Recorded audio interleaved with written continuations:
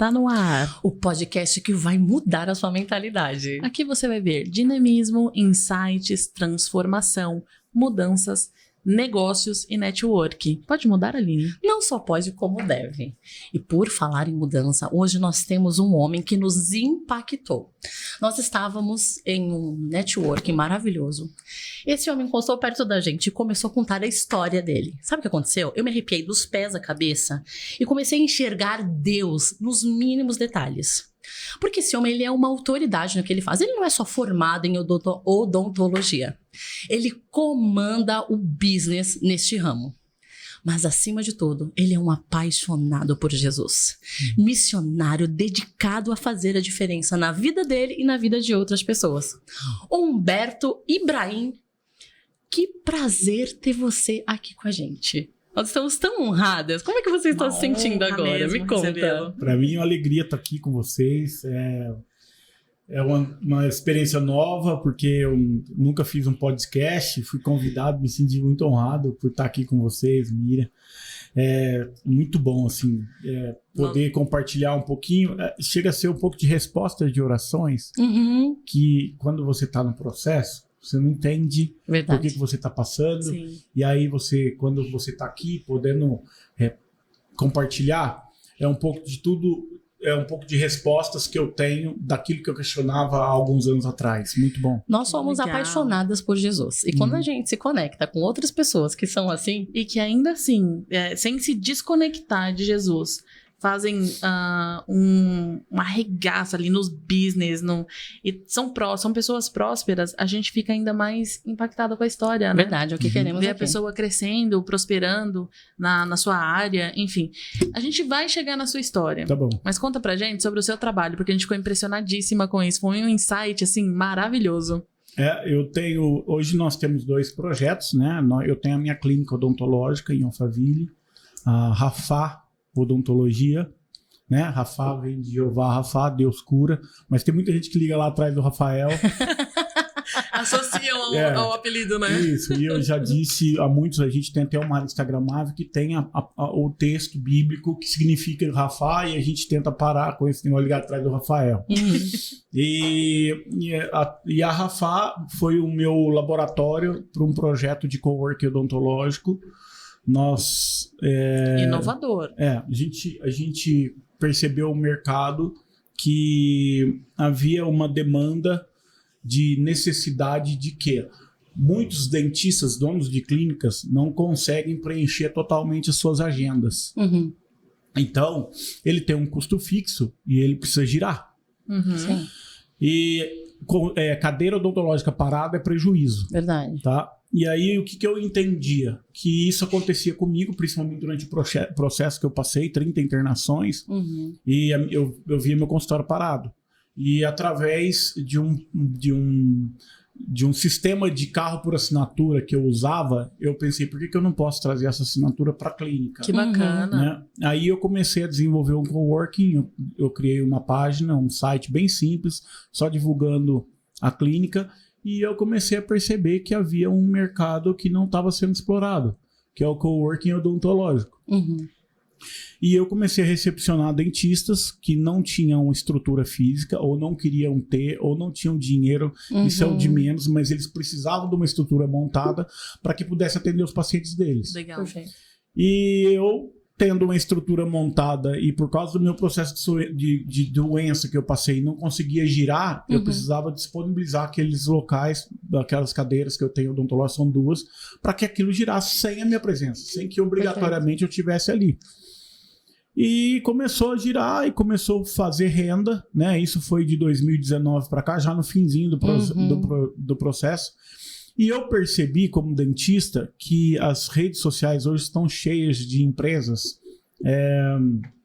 especialistas em captação de lead, de pacientes. Sim. Por quê? Porque os consultórios não estão conseguindo encher a agenda. E eu fui na contramão. Falei, não, eu vou pegar esse dentista que não tem aonde atender ou que ele possa se deslocar em vez do paciente se deslocar. Por exemplo, eu tenho dentistas que saem do Rio de Janeiro para atender um paciente dele aqui na minha clínica. Uau! Então, é uma dor que você soluciona. Então, você dá o conforto do paciente. E hoje nós temos uma plataforma que é a Rafá Coworking, né? Que hospeda clínicas odontológicas que estejam com horários ociosos, e nós vamos buscar o dentista que não tem onde atender para atender naquele local e fazer com que o negócio gire. De um lado, você tem um dentista com custo fixo, que às vezes ele não sabe o que fazer com aquela cadeira. Ele precisa fazer o negócio dele girar porque ele tem contas para pagar. E aí ele pega aquele horário e disponibiliza para a gente, e nós vamos buscar um dentista que não tem ou não quer onde atender, e ele vai usar aquele espaço pagando só o que ele usa. Então ele tem secretária, ele tem recepção, toda a estrutura. Ele não está preocupado com documentação, porque aquela clínica, para ser credenciada, ela tem que estar documentada. Ele não está preocupado, ele vai lá, atende o paciente dele, recebe integral, Perfeito. que é uma coisa interessante, porque agora ele não precisa mais atender em clínicas por porcentagem, tá? Ele precisa fazer um marketing pessoal dele numa rede social e direcionar esse paciente para essa clínica que ele aluga. E ver as agendas. Exatamente. Ajusta as agendas e ele consegue fazer os atendimentos. Recebe integral, paga só o que usa, e o dono da clínica consegue girar a clínica dele sem que ele precise estar lá. Dá liberdade para esse dono de clínica. Ele pode, por exemplo, fazer uma viagem com a família e falar, vou deixar a clínica integralmente ligada e continua rendendo. É uma liberdade que você vai dar para um dentista. Que coisa Ou maravilhosa. seja, né, numa dificuldade, numa necessidade, porque a sua clínica ficou parada há um tempo, você enxergou uma oportunidade que foi um mar azul de oportunidades Sim. aí para você e para quem usa, porque quem vem tem também toda essa vantagem do receber integral, de pagar só o que usa. Isso é muito bacana. Para mim é um conforto. Eu tô lá, às vezes chego, hoje mesmo, agora eu tô aqui, eu tô com a clínica alugada, tem 2 dentistas atendendo nas cadeiras. Maravilhoso. Então eu não tô preocupado, tem dinheiro girando. Entendeu? Eu consegui fechar minha agenda para estar aqui com vocês hoje, e eu tenho uma dentista atendendo numa cadeira e tem uma que saiu hoje de manhã. Incrível. Atendendo lá. Foi para mim, tá? É um plus dentro do meu negócio. Verdade. Uma coisa a ser copiada por outros centros de negócios, né? É maravilhoso, é inspirador. E, com certeza, aquilo que Deus te revelou, outras pessoas precisam dessa expertise, né? Quem sabe daqui a pouco você não está treinando pessoas a montarem os seus próprios ambientes, né? Deus sabe. Vamos jogar para o Senhor. Aquilo que Deus quiser acontece, né? Mas vamos lá, Humberto. Em primeiro lugar, nós somos honradas demais de ter você aqui, né? Pela seu posicionamento. Mas a gente quer conhecer a história do Humberto criança. Como foi a sua infância? Qual é a sua origem? Conta um pouquinho da sua história para nós. Eu sou o mais velho de 3 filhos. A minha mãe chama Cafa, que é árabe. Que lindo. E alguns dizem que esse nome Cafa, que é faca de trás para frente, vem da palavra Cafarnaum. Olha. Né? Nós temos origem árabe, tanto meu pai, o Ibrahim é do meu pai e o Fará da minha mãe. E minha mãe, meu pai era gerente do Banco Nacional, todo mundo conhece o Nacional por causa do Ayrton Senna, né? Tinha um boné do Banco Nacional. Sim. Meu pai era gerente do Banco Nacional.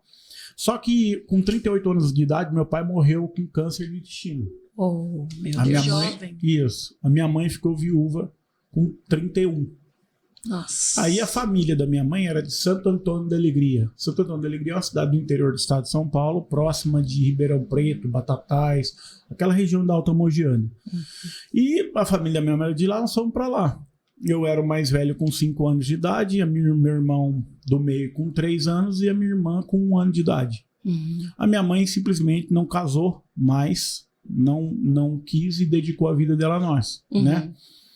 E eu fui criado lá em Santo Antônio da Alegria. Eu fiquei lá até os 15 anos de idade, né? E eu sempre tive um sonho de ser dentista. Na verdade, não. Teve uma época que, acho que vocês não vão lembrar, que o Globo Repórter passou uma reportagem sobre Jacques Cousteau na Amazônia. E eu queria ser oceanógrafo. Uau. Mas aí a família da época fala, pô, você vai ser oceanógrafo, você vai trabalhar onde, cara? Tá inventando louco? história. Sai fora. Procura um trabalho de verdade, falam isso. Na época hoje é menos, mas antigamente a gente tinha influência forte da família. Com Eles queriam que você certeza. fosse um advogado. E um preconceito muito grande, Sim. né? Que as faculdades principais eram Direito, Engenharia e Medicina. Medicina, né? Então era isso. Então você fala, hoje, por exemplo, hoje um oceanógrafo trabalha na Petrobras. Sim. Mas imagina, eu em 1990, falando de fazer oceanógrafo, eu falei assim, pô, você tá louco, moleque? Não, tem jeito de você fazer oceanografia. Sim. Aí eu fiz um estágio com um amigo meu, que tinha um consultório odontológico aqui em São Bernardo. Eu fiquei algumas épocas de cursinho de férias, eu vinha ficar com ele, e onde eu fui pegando mão, aprendendo e gostando. Aí eu prestei vestibular 3 anos, fiz cursinho e tudo, e aí eu consegui passar em Bauru. Fiz faculdade em Bauru e me formei lá em 1998. Basicamente, a parte de infância, pré-adolescência, eu morei em República Estudantil em Ribeirão Preto, dos 15 aos 18. Fez todo o trajeto de um estudante ali. Tinha uma vida muito fora de propósito, despropositadamente eu vivia, né? Não conhecia Cristo. Minha mãe foi se converter em 1990. Eu tinha 15 anos, estava começando a sair de casa. Quando você queria ser oceanógrafo. Eu falei, poxa, minha mãe vai ser crente agora e crente não pode fazer nada, né? Aquele negócio, eu falei, crente não pode fazer nada, eu não quero ser crente. Em 1990, então. Aí não podia mesmo, né? Aí aquela ideia de que você não pode fazer nada. Sim. E aí minha mãe batizou meu irmão e minha irmã. A minha irmã tinha 11 anos, o meu irmão tinha 13. Eles eram novos, não tinha muito o que reclamar, mas eu estava saindo de casa para morar em Ribeirão Preto, em uma república de estudantes. Eu falei, o quê? Você Só crente acelerou, agora? Agora não, mano. Agora eu não vou ser crente, não vai dar pra ser crente agora. E aí, na época, eu não me converti, mas Deus sabe, eu vim me converter em 2005, mas nós vamos seguir a história e depois nós vamos contando. Tá. E aí me conta, como foi então essa jornada? É muito interessante, né? Porque nós percebemos que quando tem alguém com essa ausência do pai, talvez por abandono ou por ter perdido o pai, como foi que aconteceu com você, realmente também tem uma resistência em relação a Cristo, em relação a Deus especificamente, que é o pai. E então, quando a gente começa a curar este lugar da dor, do luto, da ausência, naturalmente Deus preenche. Sim. Como é que foi a sua jornada dentro da faculdade? Era uma vida muito louca? Sim. Me conta um pouquinho sobre isso. Então, o que acontece? Falando um pouco dessa parte do meu pai, eu sempre senti muita falta quando criança. Porque tinha os jogos, as atividades da escola, e muitas vezes minha mãe não ia. Minha mãe não ia no estádio de futebol lá na minha cidade para ver jogo de futebol. Ou datas como o Dia dos Pais, então, todo mundo fazendo presentinho. Sim. E eu sempre questionava isso, né? Faculdade, eu sempre fui um cara que tive amizade com todo mundo. Imagina. Na faculdade. Eu tive uma vida, eu tive uma namorada na faculdade. Essa namorada, a gente teve um relacionamento não cristão, vamos dizer assim. Sim. Eu também era amigo de todo mundo, bebia todas, né? Eu sempre frequentei muito boate, danceteria lá, festas.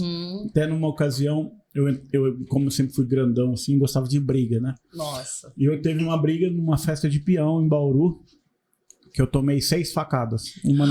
4 nas costas, uma no braço e uma na mão. Inclusive, da mão, acho que dá pra você ver aqui a cicatriz. Dá sim. Da mão. Jesus.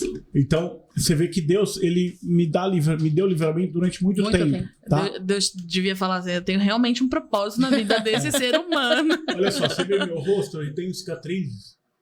De brigas? Não, essas cicatrizes foi de um acidente de carro com o meu pai. Eu tinha 6 meses de idade. Na época, a gente não usava cadeirinha. Em 1975, o carro bateu de frente com o caminhão e o vidro estilhaçou no meu rosto. E eu tinha 6 meses, até eu não lembro, mas ficou as marcas. E da briga eu tenho as marcas nas costas até hoje. Sim. Olha, eu vou falar uma coisa pra você. Eu costumo dizer o seguinte, que Satanás, ele não tenta destruir o adulto. Ele tenta destruir a criança. Quando você tem um grande propósito na vida de alguém, Satanás vai tentar destruir essa criança. Sim. Então, ou é com acidente, ou com abandono, ou com abuso, alguma coisa vai acontecer Sim. com essa criança. Por quê? Porque Deus tem muita história a ser, né, para usar essa pessoa. Então, Satanás sempre vai tentar. Você é prova disso, né? Sim. Você é prova viva disso. Eu tive, nesse tempo que eu tive essa vida, dos 15 anos, pelo menos até os 29, aí uns 14 anos, eu tive uma vida muito mundana, tá? Eu tive casos com mulheres casadas, eu tive vida promíscua em bordel, em casa de prostituição, eu fumava, eu me envolvia em briga, eu dirigia bêbado, então assim, uma vez em Ribeirão Preto, de Ribeirão Preto para Santo Antônio da Alegria são 90 quilômetros, a gente tinha ido numa festa de open bar, e tomava uísque à vontade. E eu só comprava o energético, nós tomamos umas 20 doses de uísque. Na hora de ir embora, eu fui dirigindo o carro, eu só lembro de ter saído de Ribeirão e ter chegado em Santo Antônio na estrada, não lembro nada. Os anjos carregaram de lá. Exatamente. Então, vamos todos juntos agora, né? Exatamente. E assim, só que nesse tempo, a minha mãe sempre insistia. Eu estava em Bauru fazendo faculdade, ela falava assim, vai numa igreja. Procura uma igreja. Quantas vezes eu ia no final de semana na igreja, chegava lá, eu me emocionava com a palavra e o pastor fazia apelo, eu ia lá, aceitava Jesus, mas a hora que eu saía, estava no mundo de novo. Ficava tudo para trás. Sim, exatamente. Era uma vida, era assim, bem superficial. Eu conhecia a minha mãe, você vê, a igreja que minha mãe congrega, é a igreja do Nazareno, que, lá em Santo Antônio da Alegria. A igreja começou na minha casa. Uau! E muitas vezes eu chegava no culto bêbado.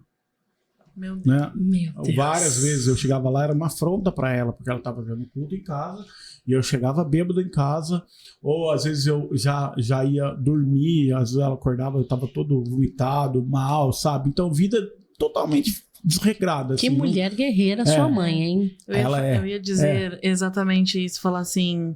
e mesmo com tudo isso, com sendo uma afronta, ela não deixou de orar e de fazer o apelo. Porque te pedir pra ir à igreja era um apelo. Sempre ela falava isso, às vezes eu ia e tal. Nossas mães são maravilhosas, sempre orando por nós. Mas a gente não deu tanto trabalho assim, né? Sim, mas eu capotei carro, então, o pessoal fala vida louca. Eu nunca tive envolvimento com drogas. Graças a Deus ele me guardou disso. Mas teve outros excessos. Mas a droga, bebida e cigarro era droga. Eu falo droga ilícita. Sim, maconha. Sim. Eu cheirava lança-perfume. Carnaval, cheirava no nariz. Né? Olha, eu nunca usei droga. Mas um lança-perfume. Um lança-perfume a gente cheirava. Olha, esse é um podcast de revelações aqui. Mas essa história mudou, mas gente. Eu sempre digo que Deus ama um tranqueira. Então, o Ibrahim foi um tranqueira durante muito tempo. Sim. E aí, quando começou a mudar? Então, quando começou a mudar foi o seguinte, eu tinha me formado em odontologia e eu tinha passado no concurso da prefeitura em Cotia.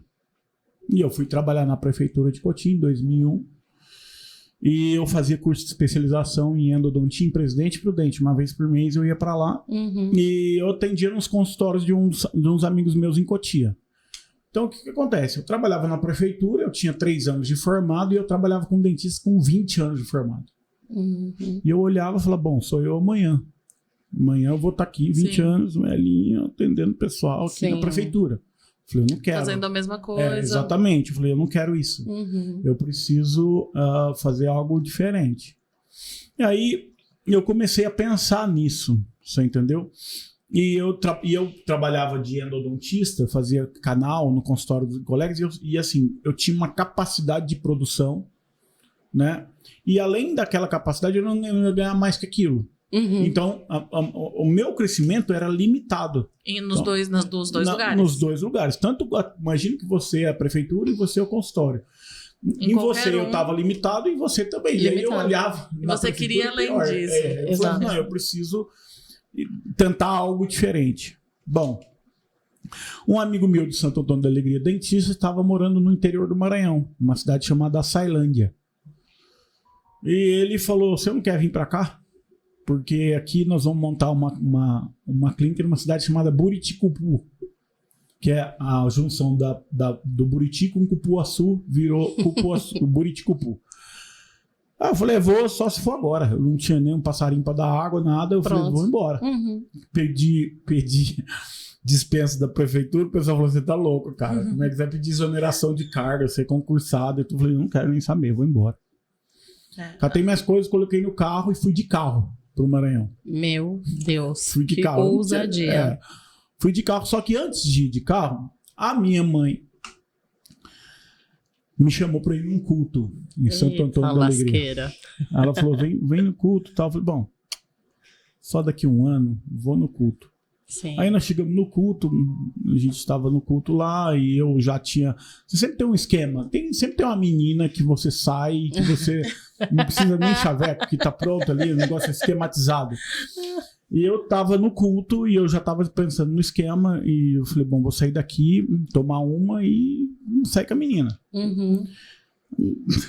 Terminou o culto, minha mãe chegou pra mim e falou, olha, isso já há 14 anos, desde a conversão dela, em 90 até 2004, né? Que foi o ano que eu fui pro Maranhão. Isso. Ela chegou pra mim e falou, olha, é o seguinte, Deus falou de você pra mim hoje. Eu falei, coitado da minha mãe, ela quer tanto que eu seja crente que ela tá achando que Deus fala com ela. Oh, Jesus. Falei, pensei desse jeito. Ela falou, então, Deus vai tratar com você. Ele mandou eu tirar a mão da sua cabeça. Cara, se eu soubesse o que é tratar com você... Porque eu não sabia. Porque a gente sabe o que Porque significa. hoje eu sei. Quando alguém fala assim, Deus vai tratar com você, você espera. Que já começa a chorar na hora. Exatamente, mas eu não sabia. Ela chegou e falou assim, Deus mandou tirar a mão de você da sua cabeça que ele vai tratar com você. Jesus. Falei, tratar? Ela falou assim, pessoalmente. Falei, tá bom. Tá bom. Não deu ouvido, né? Tá bom, deixa eu tratar. Pensei comigo. Saí, beleza, fui pro carro, despedi todo mundo, Maranhão. Fui pro Maranhão, cara, e eu vivi um processo bem difícil lá. Na época não tinha Instagram, não tinha rede social, tinha SMS. Sim. E tinha uma rede social bem como é que fala? Eu não lembro. Bem precária, talvez. Que você só descrevia quem você era e você fazia coisa de namoro, essas coisas. UOL, não sei se eu acho que era o UOL, né? Era antes do Orkut. Era antes do Orkut, né? Era uma coisa... Poxa, 2004... Era 2004. E eu... Olha, eu falando aqui, eu acho que é o UOL. Não. Falando da minha idade. Aí o que aconteceu? Eu fui pro Maranhão e eu assim, cheguei com muita arrogância, né? Meus amigos que estavam lá falaram, você quer ser dono de sócio nosso ou você quer trabalhar pra gente? Eu falei, não, quero ser sócio. Entrei com dinheiro que eu não tinha, peguei emprestado no banco e entrei num processo de relacionamento com uma mulher nesses negócios de mensagens. Sim. Só que não tinha foto, não tinha nada. Você só tinha descrição, você marcava o lugar e encontrava com a pessoa e lá pra saber como é que era. Exato. Eu podia estar achando que tá indo conhecer uma princesa, era o Golias, chegou guardando. Exatamente. Tá? Então, assim, hoje o pessoal tem que agradecer a Deus, porque antigamente o cara tinha que ser... Hoje ainda costuma ser, dependendo da situação, perigoso. Sim, imagina naquela época. Cara, naquela época você tinha que estar em desespero em pessoa. E aí eu entrei numa dessas de mensagens, só que a mulher era daqui de São Paulo. Entendi. E eu lá no Maranhão. E aquilo entrou na minha cabeça. Eu criei uma fantasia dentro de mim daquilo. E eu trocava mais de 5 mil mensagens por mês com essa mulher. Eu estava atendendo a paciente, estava falando com ela aqui. Meu Deus. Não sabia quem era. Um negócio platônico que eu não... Sim. Eu me envolvi, entrou na minha cabeça. Eu acho que Deus falou, eu vou usar agora eu vou te educar. Uau, meu Deus. Fui pro Maranhão, peguei um empréstimo no banco para ser sócio e eu comecei, vivi a mesma vida desregrada, apesar de ter isso, bebia, saía em festa e tal, não sabia administrar meu dinheiro e ganhava, mas sumia tudo, perdia tudo e foi quando eu descobri lá no Maranhão que eu tinha pressão alta, numa crise renal que eu tive de pedra em rim, eu descobri que eu tinha rim policístico.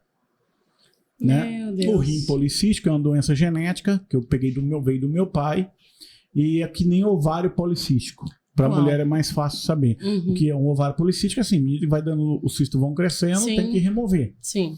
Só que a doença renal policística, ela normalmente não se manifesta. Em 90% dos casos, a pessoa morre, não sabe de outra Sem causa, saber. e não sabe nem que tinha rim policístico.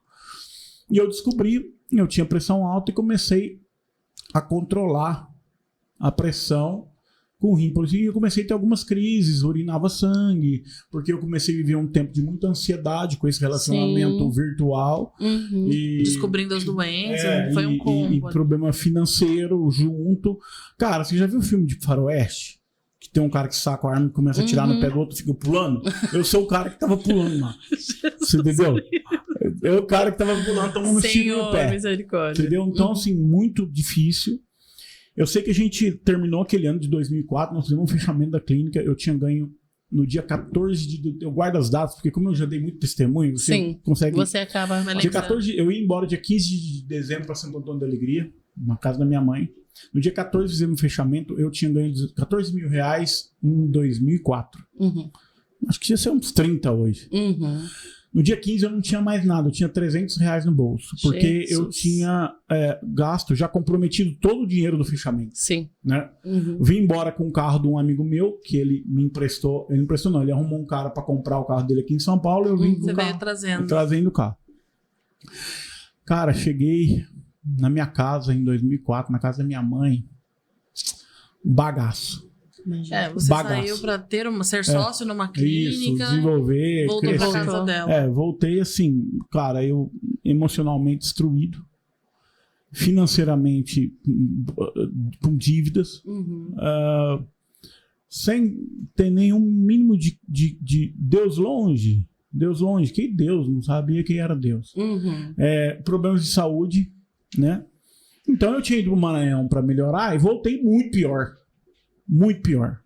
Cheguei na casa da minha mãe em 2004, ela chegou para mim e viu o meu estado, que eu tava mal, sem dinheiro, depressivo e tal. Quando eu vim embora pro Maranhão, eu tinha que voltar naquele ano de 2005 já.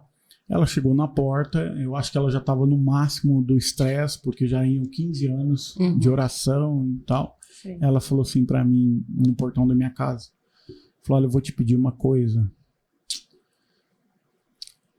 E se for para você voltar aqui assim, eu gostaria que você não voltasse mais. Eu Isso dói na alma. engoli, montei no carro, vim de carona, de Santo Antônio da Alegria pro Maranhão. Pensando em tudo, sem saber como começar e tal. E aí o que aconteceu? Naquele primeiro dia, eu comecei a atender na clínica, que é uma clínica era minha, que eu era sócio no Buriticupu, e a clínica de Açailândia eu prestava serviço e ganhava. Uhum. E eu A moça de São Paulo, você chegou a conhecer ela? cheguei aqui, a minha irmã foi atrás, me ajudou, não achei essa moça, Meu. sumiu, porque era muito fácil sumir na época, né? Exato. Sumiu, não apareceu, não sabia o que era verdade, o que era mentira, um engano que eu entrei Sim. enorme, né? E já tinha gastado dinheiro com isso. A minha irmã foi atrás, minha irmã advogada, e a minha irmã é pedra 90. Né? Mulher arretada. Aí, Queremos ela aqui, então. A gente quer conhecer essa a minha advogada irmã tem um arretada. testemunho, cara. Depois Muito eu vou te forte. falar. Minha irmã sofreu Queremos. um acidente de Queremos. bike, teve fratura de crânio, Uau. um negócio pesado. Aí o que aconteceu? Eu voltei pro Maranhão e comecei a trabalhar. Deus sabe como. Uhum. Acordei cedo, comecei a atender na clínica desses meus amigos em Açailândia e entrou uma moça nova para trabalhar naquele dia. Uhum. E a gente começou a atender, eu fui mostrando para ela o que era o que tinha que fazer no consultório. Naquele ano de 2005, se você puxar na folhinha, o carnaval era em janeiro. O carnaval ia cair em janeiro. Sim. E eu, assim, como vocês me conheceram, sempre fui de conversa. Sim, né? bom de prosa. Isso, Uhum. desse jeito. E aí eu conheci a Neide, que começou a trabalhar aquele dia lá. E atendendo. Aí a última paciente, eu nunca tinha visto a Neide. A Neide era o primeiro dia dela. E eu fui explicando pra ela o que tinha que fazer, o que não tinha e tal. A última paciente que chegou no consultório, cara, paciente, normalmente o pessoal tem medo de dentista. Uhum. Então, pô, você tem que tentar quebrar o gelo, né? Sim. Então ela chegou, e aí, tudo bem? Como é que você tá? Tal. O que você vai fazer no carnaval? Ela falou, vou pro retiro. Eu falei, você é crente? Ela falou assim, eu sou crente, sim. E é só Vitória. Eita. Ela falou pra mim. E lá tem muito crente. E eu falei, nossa, aqui tem muito crente, né? Eu falei, e você, Neide, você é crente também? Ela falou assim, eu sou crente. Ela falou, e o senhor? Eu fiz assim, ó. Nem sei o que eu sou. Falei pra ela. Ela falou, eu sei, mas eu tenho uma palavra de Deus pra te dar aqui. Uau. Aí, cara, nesse momento, o que eu precisava era a palavra de Deus. Sim. Se ele existia, eu precisava de uma direção. E aí, o que aconteceu? Atendi essa última paciente, peguei o procedimento mais simples que tinha para fazer naquele dia. Vou ter que confessar isso, porque eu precisava da palavra de Deus. Eu procurei na boca dela a restauração mais simples que tinha, só para fazer rápido. Criou uma ansiedade. Exatamente, eu precisava era o que eu estava buscando. Né? Eu deixei algumas coisas que ficaram para trás. E aí eu terminei. Naquele dia eu fechei a clínica, nós saímos lá na porta da clínica, tinha uma escadaria. Ela falou assim para mim: você sabe por que você tá aqui vivo? Eu falei, não. Ela falou, por causa das orações da sua mãe. Eita, Jesus. Como é que ela sabia? Porque ela podia falar das orações do seu pai, das orações da sua avó. Ela falou, então, Deus já te livrou de acidente de carro, Deus já te livrou de briga, Deus já te livrou de várias coisas.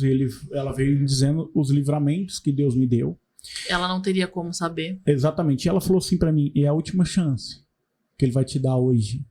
Por quê? Porque eu ia lembra que eu falei que eu ia nas igrejas, aceitava Jesus e saía? Sim. Ela falou, então, a tua última chance é hoje. Você quer? Eu falei, eu quero. Nossa. Sentei na escadaria, comecei a chorar. Ela orou por mim. E naquele carnaval, eu fui no retiro de carnaval da igreja dela. E era o retiro de carnaval que a gente foi, é um retiro para quem precisa. Sim. O cara que não precisa, não vai no retiro daquele. Era um sítio e tinha um barracão de chão e as redes eram penduradas no barracão, o pessoal dormia lá. E tinha do lado um outro ambiente onde eram feitos os cultos. Tinha um rio que passava na frente e o banheiro era 4 pau vincado e uma lona preta. É quem precisa muito. Exatamente. Eu falei assim, o cara, quem não precisa, não vai.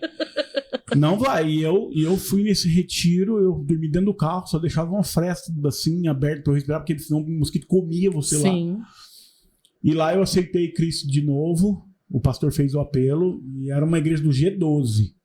Olha só. Igreja do G12. Eu fiz encontro e tudo, encontro com Deus e tal. E eu já tive, assim, tipo, em pé na igreja, todo mundo caído no chão, só eu em pé. Eu achava que eu tava indo pro inferno. Porque, pô, pessoal, todo mundo tá na unção e eu tô fora. Imagina, eu tinha acabado de me converter, não entendi essas coisas. O cara caía pra ser um copo. Não sabia, né? Batia no chão, não sabia o que era unção e tal. E eu aceitei a Cristo, passei 4 dias naquele retiro sem ir no banheiro, que eu não conseguia. A gente ia no rio. Te entendemos. Imagino. Mas me converti e dali acabou. Eu recebi uma libertação de bebida. O velho homem realmente morreu. Ali eu me converti a Cristo. Eu comecei a ter compromisso dentro da igreja. Eu não tive mulher nenhuma. Eu cessei os relacionamentos. Deus te limpou realmente. Exatamente. Eu cessei os relacionamentos. Eu não tive relacionamento até que Deus me direcionasse. Nós vamos chegar nisso aí. Deus fez maravilha. Meu Deus, então vamos chegar. Nos conta já que estamos aqui. Então, até quando foi o momento que você ficou no Maranhão?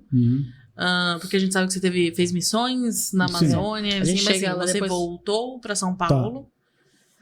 Mas conta a partir daí. Você começou a se limpar, o que aconteceu a partir daí? O que aconteceu? A gente tinha na igreja um jargão, porque assim, como é que tinha que ser? Eu comecei a me comprometer, cantar no coral, que eu canto. E aí a gente começava a estar no coral. E o que acontece? Tinha um negócio de oração de 30 dias. Se você pretendesse alguém, você tinha que entrar com o seu líder do G12, que eu tinha uma liderança, a gente quer orar, e a 30 dias Deus ia confirmar a oração. Cara, eu orei com todo mundo naquela igreja. Não foi que ele ficou quietinho, Miriam. Ele foi tentando. Fui orando, eu via uma. Não foi falta de opção. Exatamente. Não, e lá tem porque Deus não queria mesmo, sim, né? Não tinha resposta, não tinha paz. Quanto tempo você ficou nesse ato aí? 1 ano e meio. 1 ano e meio, você imagina 30. Você imagina 1 ano e meio, um cara sozinho. 18 pessoas. Com essa vida. As mocinhas lá na fila, só. Não, tinha oração que com 15 dias já acabava. A gente falou, Deus já respondeu. Pior ainda. Aí o que acontece? Mas é bem o que você falou agora que a gente começou a rir. Você não tinha paz. Não tinha paz. E as coisas de Deus trazem paz. Sim, é verdade.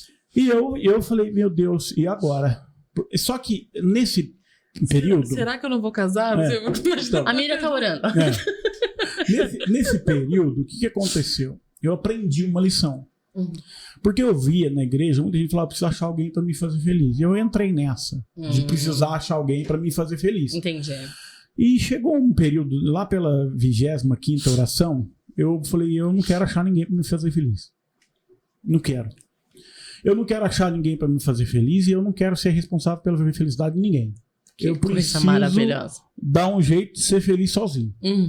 Foi onde que Deus falou, exatamente, é isso aí. Porque Porque assim, eu entendi que eu precisava procurar alguém para unir felicidade. Então eu precisava ser feliz sozinho, sem ninguém, e toda responsabilidade de felicidade vinha de Cristo. Que coisa Ele é responsável. Ou seja, Deus trabalhou você nesse período todo. Exatamente. Pra você entender. Exatamente. Ele falou, não, você vai ficar procurando aí, mano, e não adianta. A felicidade vem de mim. Não vai ser em pessoa, por isso que eu não sentia paz. Porque o cara que põe a felicidade no outro, ele é um sanguessuga. Porque imagina, se eu caso com você ou com a Miriam, qualquer coisa que você fizer de errado é um tormento pra mim, porque você é minha felicidade, você não pode falhar. A gente teve um problema técnico, mas estamos de volta. Sabe por quê?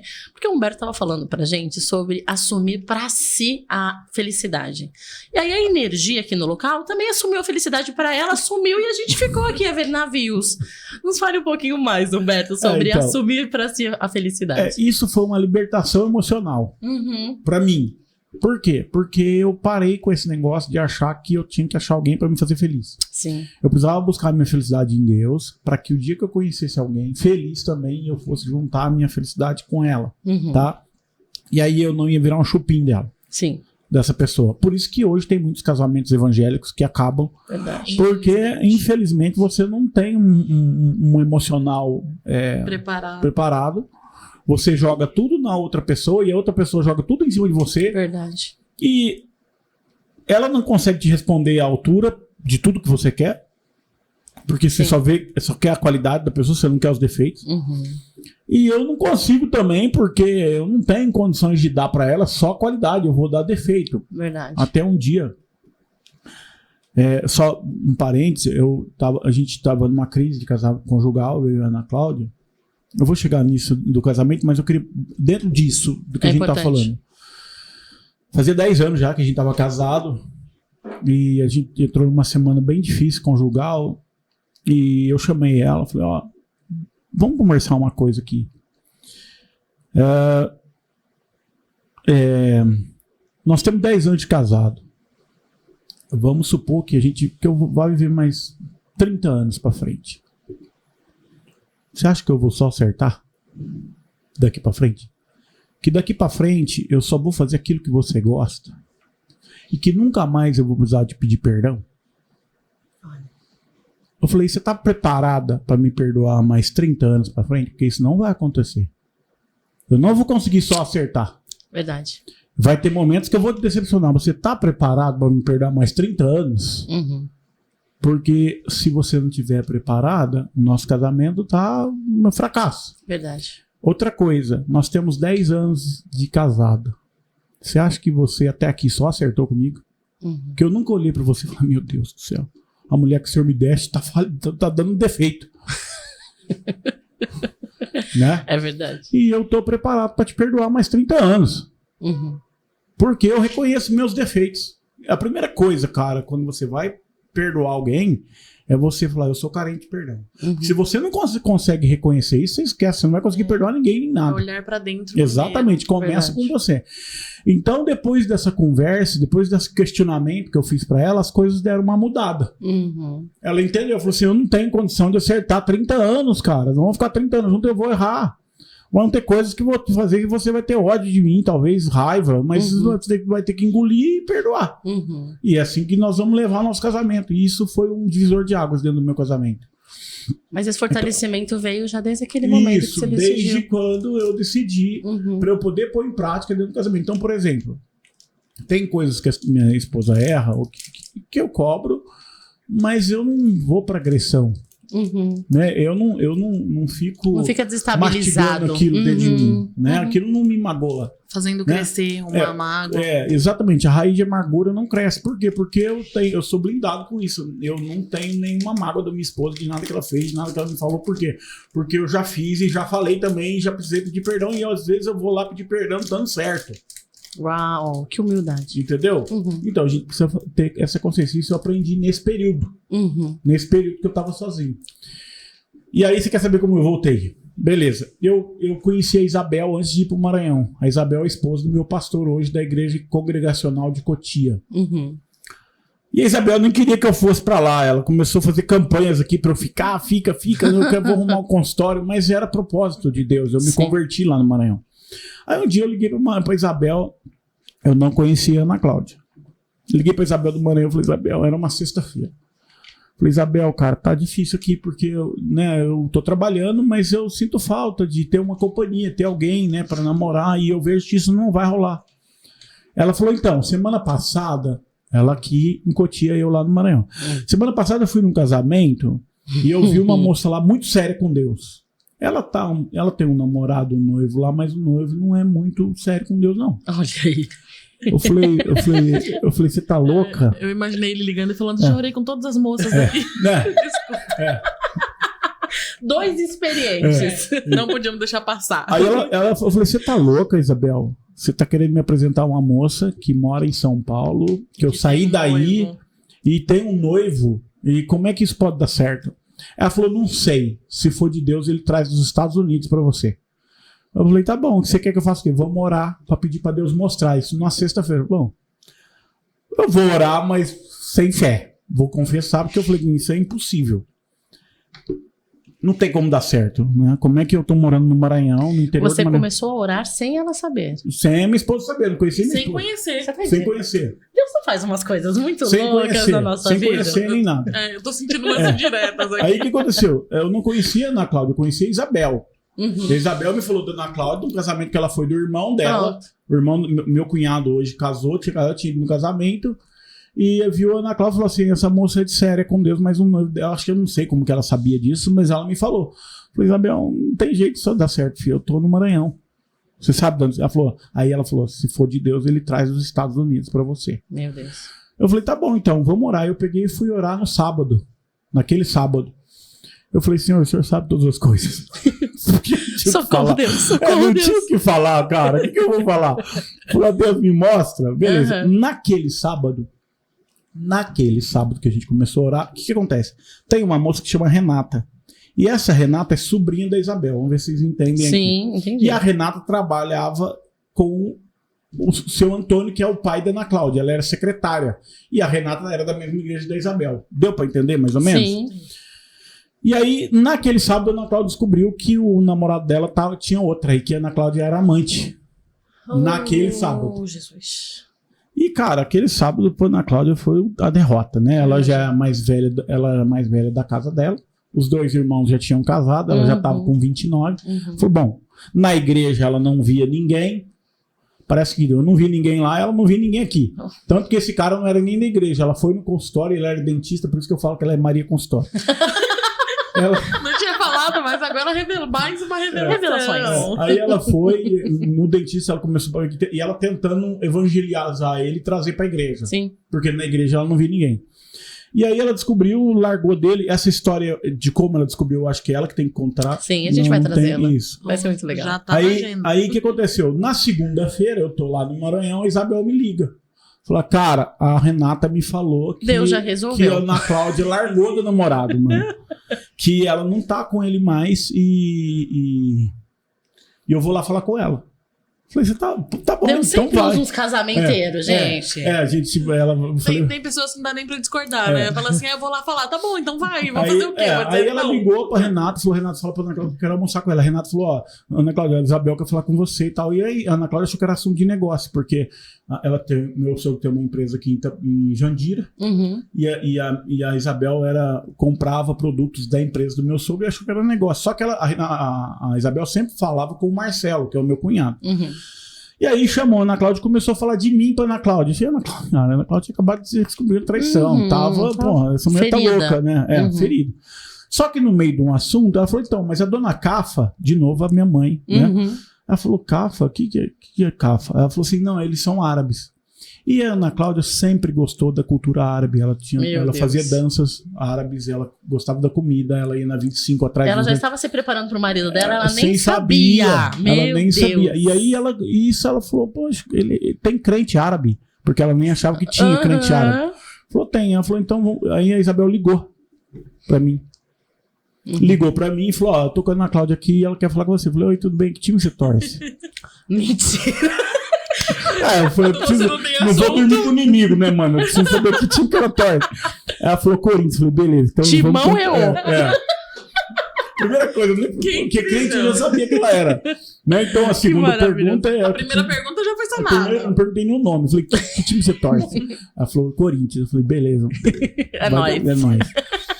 E aí eu peguei e comecei a conversar com ela e a gente tinha salas de MSN.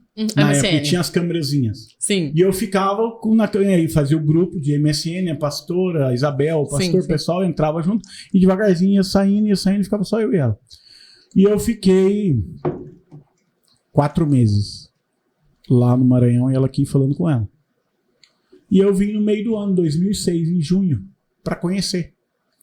E aí eu vim pra cá, a Isabel apresentou ela numa churrascaria lá na Raposo Tavares, foi a família inteira, todo mundo.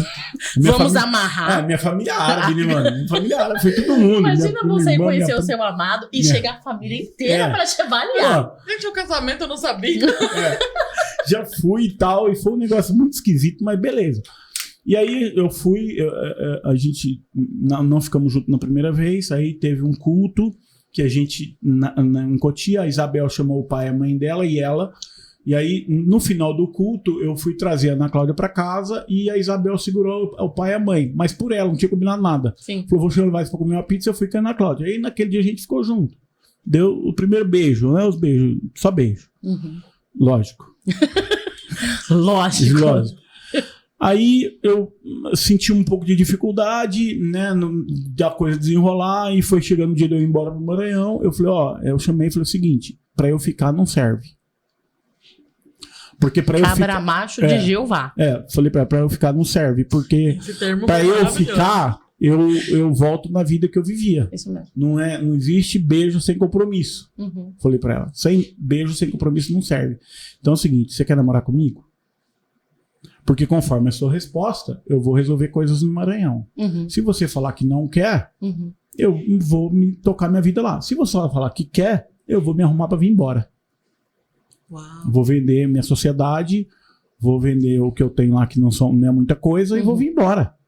Ela falou que quer namorar, mas tipo assim, com medo de ficar sozinha. Não tinha, ela não queria mesmo, entendeu? Depois que Deus foi trabalhar isso com ela, ela vai te contar.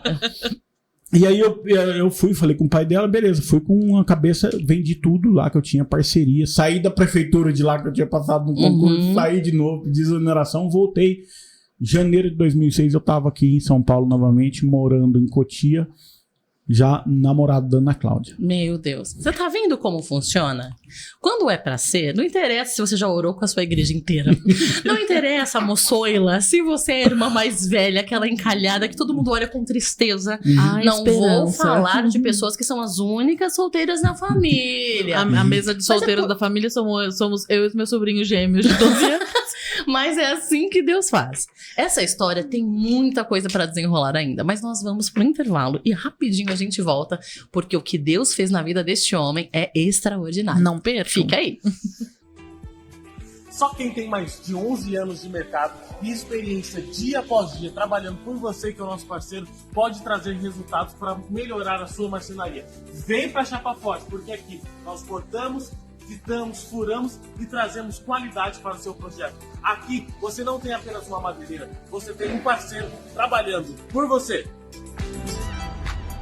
Parceiro Chapa Forte, para fechar o mês trouxemos reforço. Toda a linha da Chapa Forte, material novo e de saldão em 10 vezes sem juros. É isso mesmo, material à pronta entrega, novo e de saldão em 10 vezes sem juros. O seu projeto acontecer, vem pra Chapa Forte. Vem porque não vamos perder nenhuma negociação. Vem pra Chapa Forte!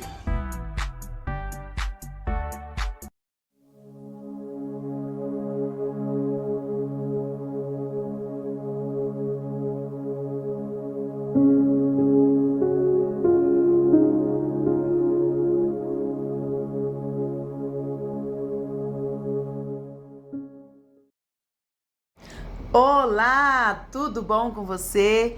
Eu sou a Kátia Fernandes, eu sou quiropraxista graduada, tenho 2 especializações na quiropraxia, que é em gestante e em pediatria, e eu vim fazer um convite para você. Você que não conhece quiropraxia, você que sente incômodos, dores nas costas, você que fica muito no celular, eu não sinto dor, mas fica muito no celular, muito com a cabeça projetada para frente, então agenda uma consulta comigo, venha me conhecer. Eu estou localizada na Alameda Rio Negro, 911, no edifício Ômega, na sala 401. Meus atendimentos são de quartas e quintas-feiras e 2 sábados no mês. Então, venha para cá, vou estar deixando aí o link do agendamento, meu WhatsApp da clínica. Venha conhecer quiropraxia. Quiropraxia traz qualidade de vida para você. De volta e a gente tá aqui se consultando. A Miriam tirando dúvidas de como arrumar um homem maravilhoso na Como presença orar, de né? Deus. Como fazer uma oração? Como fazer uma oração assertiva. Uhum. Mas estávamos na fase em que a sua digníssima então aceitou essa jornada ao seu lado. Sim. Pode continuar? Claro. Beleza. Mas aí nos conta. Quanto tempo foi até que vocês se casarem? Então, aí cheguei aqui em dezembro de 2006. Namorei presencialmente com ela 1 ano e meio. Então, namorei em 2007, foi quando eu comecei a trabalhar. Em dezembro, no final de 2007, eu falei assim, olha, eu sou dentista e você administra empresa. Uhum. Eu tenho, 2007 eu tenho 32 e você tem 30. Uhum. Não dá para namorar muito tempo. Isso é verdade. E nós somos cristãos. Fala a Deus, isso mesmo. Né? Então, assim, vamos resolver logo casar. E aí, conversei com ela, a gente se ajeitou de dezembro de 2007, nós ficamos noivos. E maio, 31 de maio de 2008, importante eu ter acertado essa data, casei.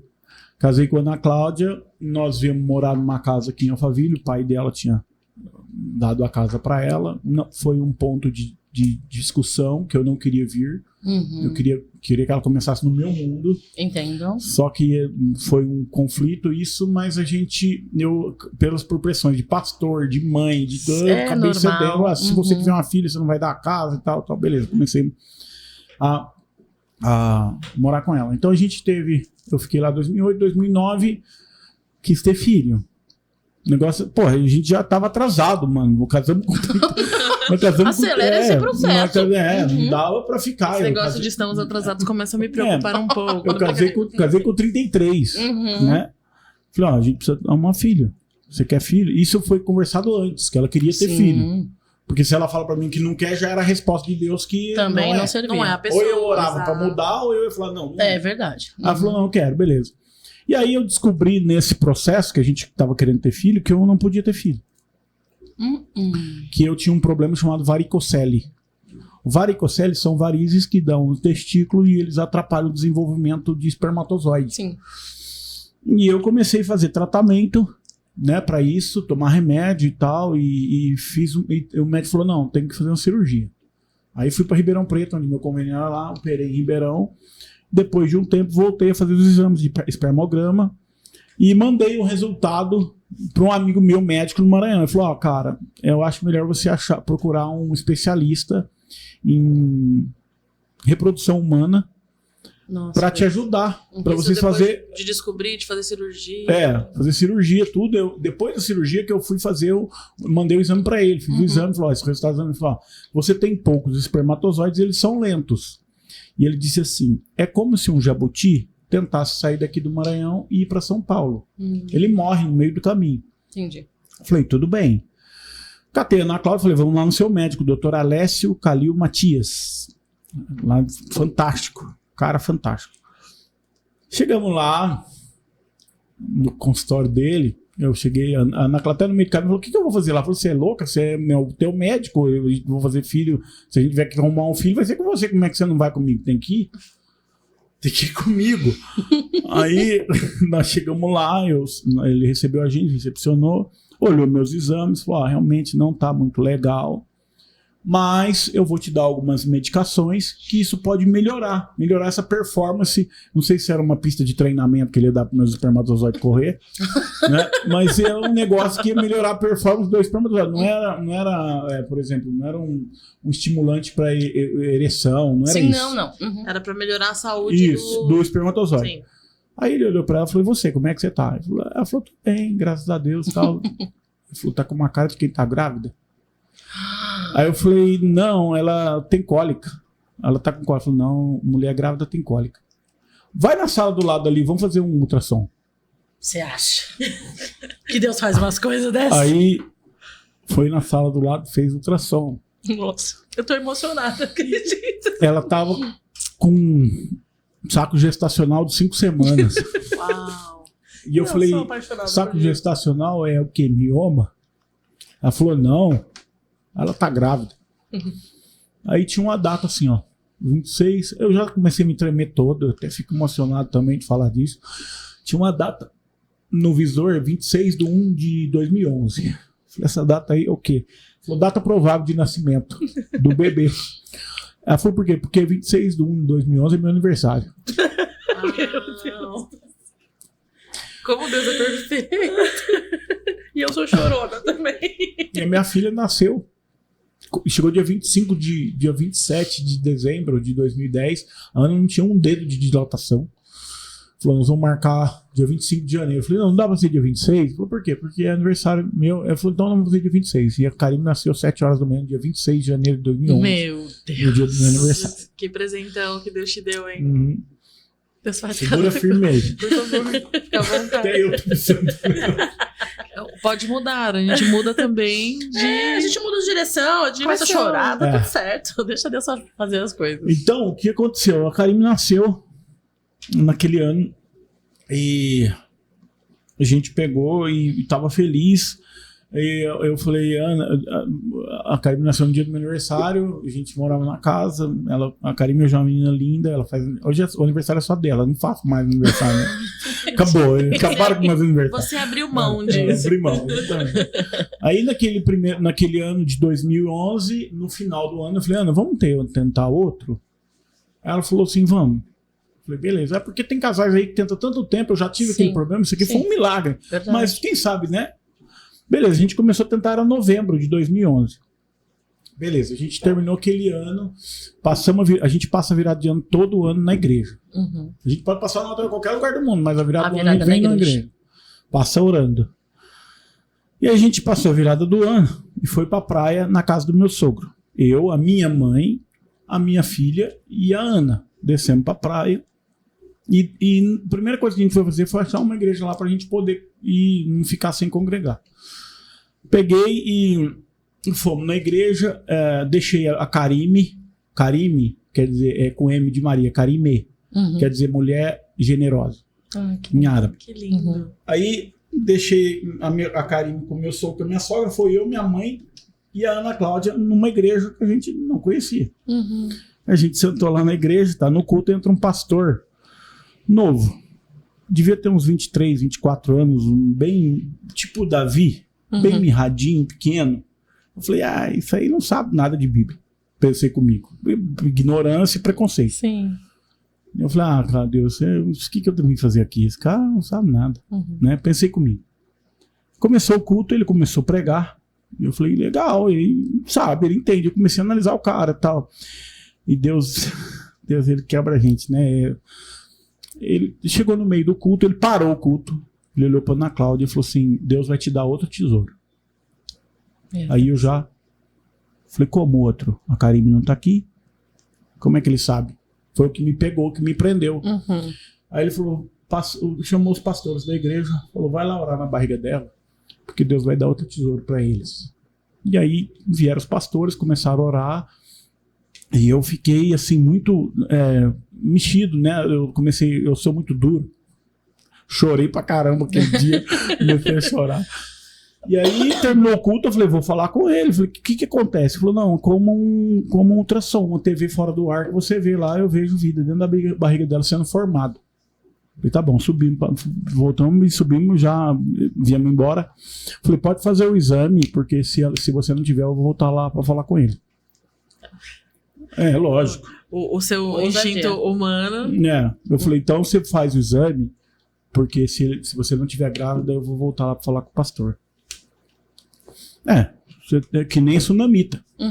Pediu você alguma coisa? O cara do moleque tinha morrido. Quem mandou? Não te pedi nada, você vai me dar um filho? Aí eu peguei e a Ana Cláudia fez o exame e ela já estava de 6 semanas de gestação. E o Samuel nasceu dia 3 de setembro de 2012. Meu Deus. E a gente tem o Samuel lá, que é outra benção. É o tesouro. Legal. É o tesouro. Aí chega o ponto que a gente teve os 2 filhos, é uma parte da nossa história, e em 2013 eu começo a ter os problemas de pielonefrite. Conte sobre isso. Então vamos lá. Em 2010, a gente está em 2012, mas em 2010 eu comecei a fazer viagens missionárias para a Amazônia. A Isabel, que é a esposa do meu pastor, tinha arrumado para eu ir e eu comecei. Aquilo que você sonhou antes de pensar em ser dentista. Deus já tinha uma veia missionária. Você vai para a Amazônia. Você não vai ser oceanógrafo, mas vai ser missionário. É isso aí. E eu comecei a fazer trabalho voluntário. A gente paga para ir. Na época eu vou por Asa de Socorros e já fui também pela igreja presbiteriana aqui do Mackenzie. Então você paga viagem. Ninguém te paga nada. Na época, você investe, né? No reino. É investir no reino, na verdade, né, gente? Que é um impeditivo até na hora da escolha, né? Parece que Deus falou, quem pôr a mão pra beber água, vai. Quem pôr a carne, não vai. É isso aí. Então, sempre quando tinha que pagar muita gente, porque na hora de falar, vamos pra Amazônia, vamos, um monte. Aí daqui a pouco eu tenho que pagar tanto. Eu falo, tem que liberar o emprego e tal, já começa a sair, e aí só fica os verdadeiros, só os 300. Só os 300. Isso. E eu pagava, a Socorro tinha um convênio com a TAM, e assim, tinha que ir para o aeroporto, fazia o check-in e você ficava o dia inteiro lá esperando uma vaga no avião para você poder ir de graça, né? E depois eles perderam o convênio e a gente passou a pagar a passagem. E aí o que acontece? Em 2013 eu já vinha fazendo, eu tinha chegado numa viagem missionária e eu comecei a ter pielonefrites, que são rompimentos de cistos hemorrágicos, e eu tinha sangramento, e o rim da gente fica parecendo um cacho de uva. Ele é cheio de bolinha. Meu Deus. E não tem como remover, porque são muitas. Então você tenta controlar a pressão e a alimentação. E meu forte nunca foi controlar a alimentação. Eu gosto, né? Da cozinha e tudo, então tinha dificuldade, tinha que emagrecer. E naquele semestre, 2013, eu passei por 6 internações. Misericórdia. Né? 6 internações, e eu tinha até algumas palavras de promessa que Deus me deu, mas eu pulei porque senão a gente não vai conseguir. Mas Deus tinha me dado uma promessa no Maranhão, confirmando a minha viagem, tá em Joel, capítulo 2, versículo 21 ao 27, depois quem quiser pode ler. E nesse dia, nesses tempos que eu comecei a internação, Deus reafirmou a promessa dele, uma promessa de prosperidade. Acho que até essa eu posso ler. Pode. Tá em...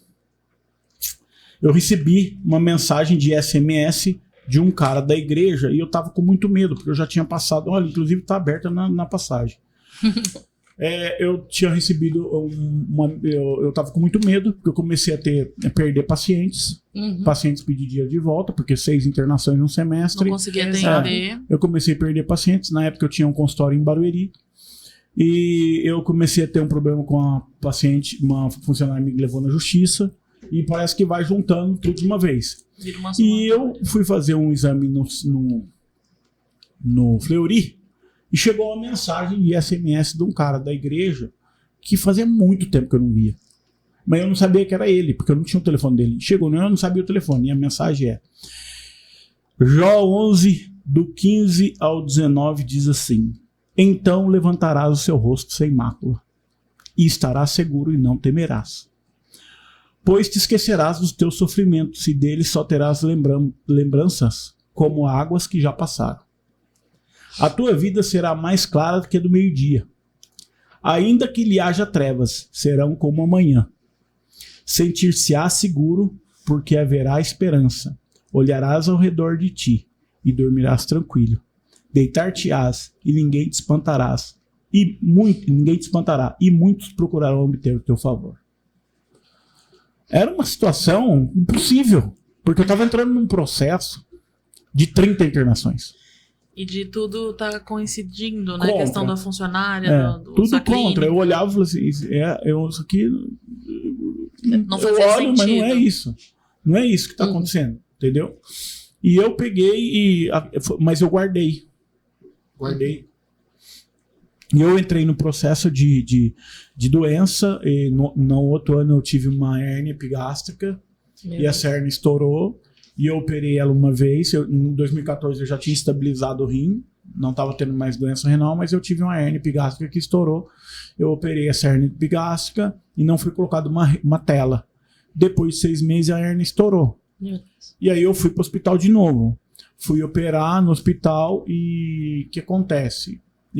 Era para eu ficar 3 dias no hospital e eu peguei eu fiquei 11, porque eu peguei H1N1 lá dentro do hospital. Deus. E eu tossia demais, eu tossia, acabado de operar.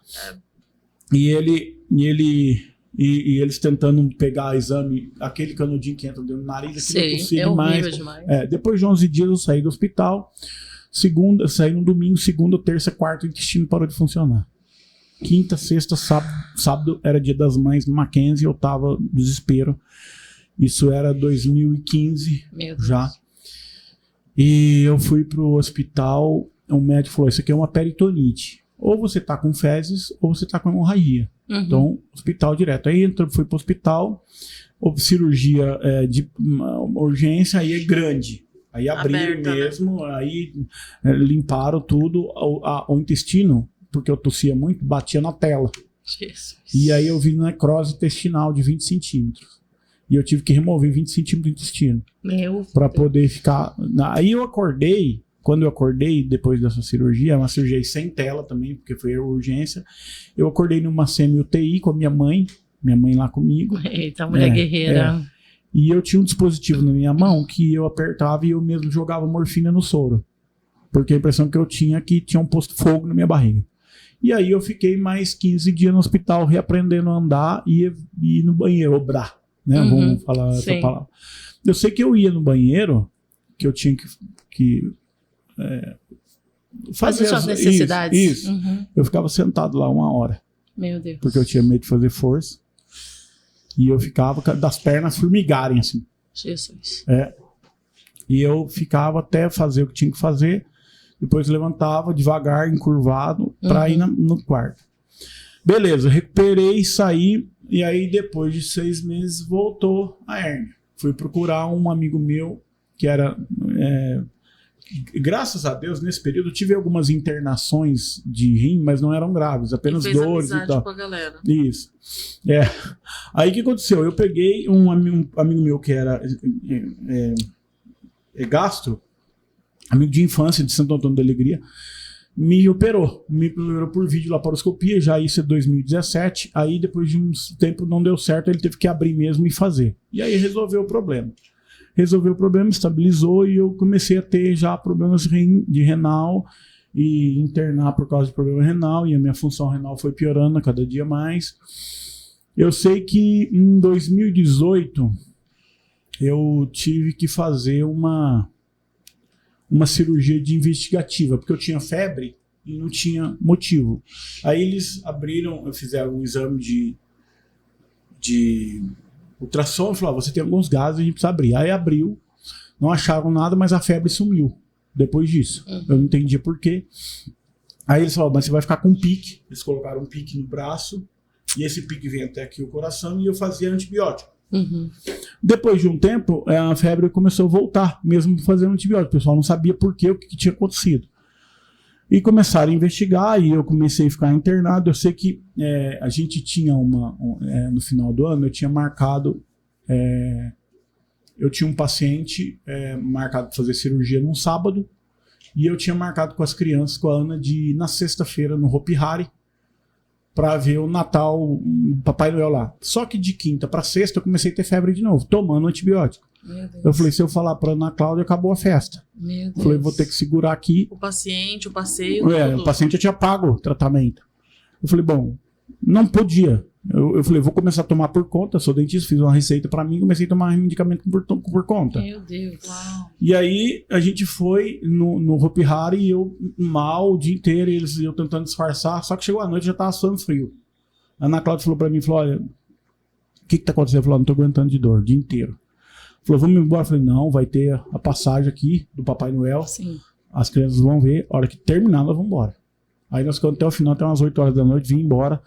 E cheguei em casa, tomei medicação para febre, acordei no outro dia, fui fazer uma cirurgia de protocolo de implante na paciente. Jesus. Já fui na febre, atendi essa paciente, coloquei os 6 implantes na maxila dela. Cirurgia, fiz rapidamente essa cirurgia e fui para o hospital e já fui para UTI. Meu Deus.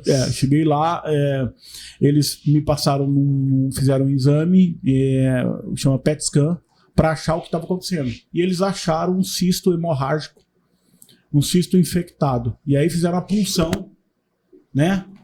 Enviaram uma agulha para pegar esse cisto e puncionar, ver o que tinha lá. E era fungo. E aí o médico falou, cara, eu nunca ouvi falar que tem fungo no rim. Foi a primeira vez, inclusive virou estudo, né, para eles. Entrou com um fungicida, mas nisso eu já estava muito tempo internado. Eu fiquei até dia 15 de janeiro, isso era final de novembro, já quase 30, 60 dias internado. Saí de lá, eu já estava, cara... um ponto importante. Em 2017, a gente está no final de 2018, né? Para 2019... Não, final de 2017. Em 2016, eu tinha ido num jantar de marquinzista, no Mackenzie, e eu conheci o pastor reverendo. Em 2017, voltando, antes de acontecer tudo isso, eu fui numa viagem missionária pelo Mackenzie. E o pastor me ligou e falou, Humberto, é o seguinte, nisso eu já estava devendo 20 mil reais no Mackenzie, né, de mensalidade, não sabia como que ia fazer, a clínica estava indo mal, porque é um modo de internação, não para, não estabiliza. Ele me ligou e falou, ó, o médico, o dentista que ia com a gente agora em julho, não vai mais, você não quer ir? Eu falei, eu vou. Meu Deus. Eu falei, eu vou, em julho. Julho, antes de acontecer esse problema que eu contei pra vocês agora. Cheguei em casa e falei, eu vou pra Amazônia com o pessoal do Mackenzie, Ana Cláudia. Mas ela falou, você tá louco, você não vai. Eu falei, vou. Eu já falei que eu vou. Falou, não, eu não acho que é assim que faz missão, eu não sei o que tem, você não vai, você não tem, porque você larga a clínica. Sim. Né? E entra um pouco daquele... E ainda vem os problemas de saúde. Exatamente. A preocupação dela. Toda, e dinheiro, né? Eu falei, não, eu já falei que eu vou. Aí fui pra Amazônia. Chegou lá, o barco da Manaus é pequeno, não é um barco grande. E você tem um... Como é que fala? Uma comunhão muito grande. Você conhece muita gente, não tem como você fugir. Como eu não gosto muito de conversar, eu comecei a conhecer todo mundo.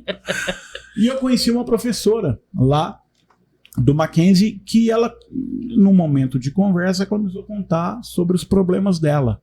Que ela teve um filho que perdeu de acidente de carro, o menino estava voltando da igreja, de louvor, e começou a chorar as pitangas dela. Eu falei, bom, ela tá chorando pra mim, vou chorar pra ela.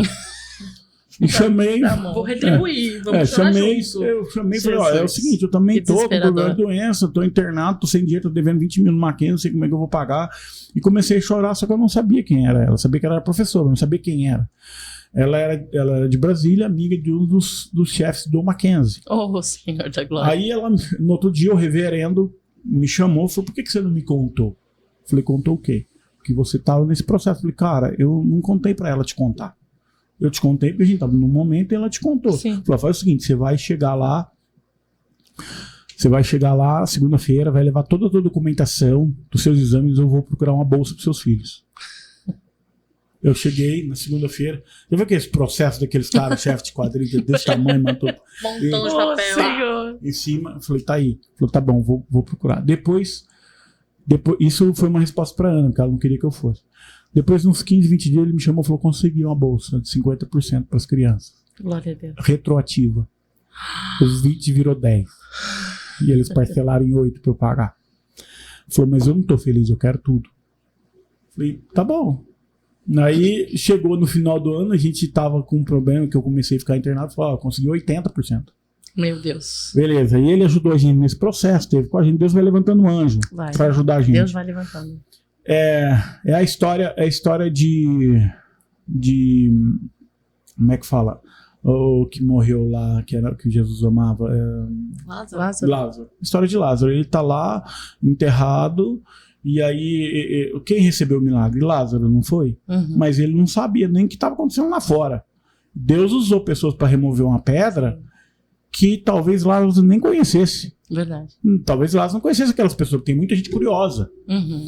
Então é o seguinte, Deus usa pessoas que você não conhece para te ajudar no momento que tudo parece que está morto. É verdade. E aí ele removeu a pedra e Lázaro ressuscitou. Lázaro recebeu o milagre porque alguém removeu a pedra. Verdade. E nesse tempo esse cara removeu a pedra. Ele nos ajudou. E ele falou, eu quero tudo. Eu falei, tá bom, pastor, amém, você quer tudo, legal. Aí depois, em novembro, em janeiro, a Ana Cláudia foi lá agradecer ele, e ele era gordinho, que nem eu, assim. Como é que você agrada uma pessoa gordinha? Comida. Chocolate. Foi lá levar chocolate. Aí ele falou pra ela assim, Ana Cláudia, é o seguinte, na época a Ana Cláudia saiu da empresa do pai dela, como eu tava doente, ela veio pra me ajudar na clínica, administrar a clínica. Aí em janeiro, quando ela foi levar o chocolate, ela falou, Ana Cláudia, minha secretária aqui vai sair. Ela fez pedagogia, vai ser professora, eu tô sem secretária. Você não quer trabalhar aqui como secretária minha na Mackenzie? Eu falei, não, pastor, eu vou lá ajudar o Humberto na clínica e tal. Ela chegou lá na clínica e falou assim, o pastor me chamou pra ser secretária dele na Mackenzie. Eu falei, você não aceitou? Aí ela falou, não, vou ajudar você, tá louca, pastor. Ela vai. Ela quer. Ela quer sim. Ela quer o emprego. Como é que faz para ela passar pelo processo seletivo e tal? Eu falei, tá bom, eu vou dar a indicação, ela me traz o currículo e vamos ver. Ela entrou no Mackenzie e eu já estava com o convênio tudo estourado. E aí o que acontece? Hoje as crianças não pagam mais escola lá, porque quem está no Mackenzie não tem. Bom. E o plano de saúde nosso é com coparticipação, dá R$200 a família inteira. Uau. Deus trabalha de formas. E foi o convênio que me ajudou nesse processo. Uhum. Aí isso já era 2018, a Ana Cláudia entrou. Beleza, foi um ano meio difícil, eu vou dar uma encurtada, senão nós vamos chegar onde tem que chegar. 2018, em 2019, eu falei abri uma clínica de hemodiálise no prédio onde eu tenho consultório. Eita Deus.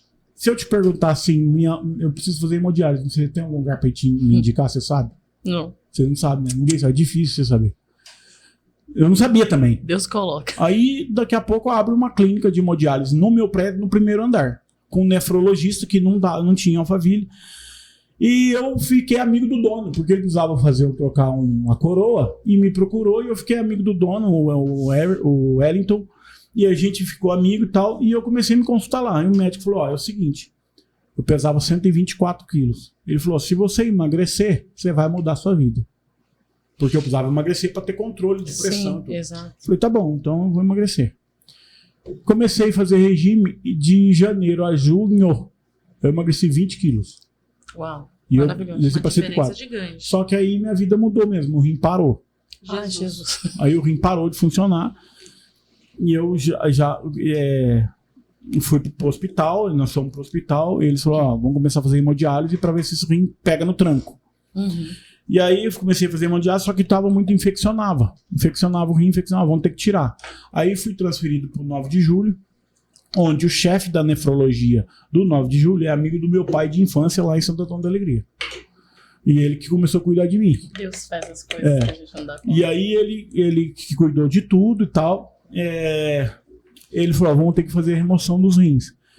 E o médico que veio... Dos rins? Do rim. Dois, Nós vamos tirar um rim. Mas calma.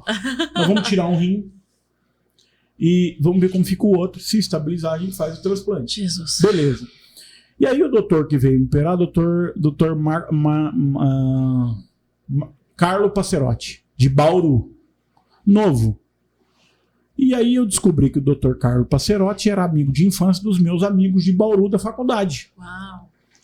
E Nossa, ele tinha um monte de amigo no grupo, falava, vou operar o Humberto e tal. Os caras, faz exame de toque dele, não sei o que tem. Os caras me zoando no grupo. Coisa de menino, né? Coisa de moleque. E aí ele virou meu amigo. Aqui eu vou te dizer uma coisa. Milagre é uma coisa que você... Não adianta você viver uma vida canalha e você achar que o milagre vai acontecer a qualquer momento, que não vai. os milagres, ele entra numa engrenagem de plantação.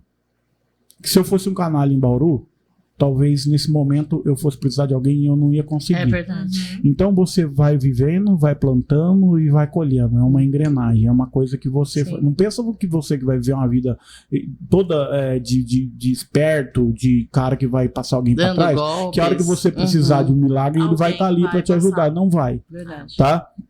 Então o milagre é uma coisa... É como quando Abraão queria enterrar a esposa dele no campo de Macpela, e ele quer comprar, e os caras falam assim, o Efron, falou, o que é isso aqui em frente? Enterra sua esposa lá, eu não quero te cobrar nada.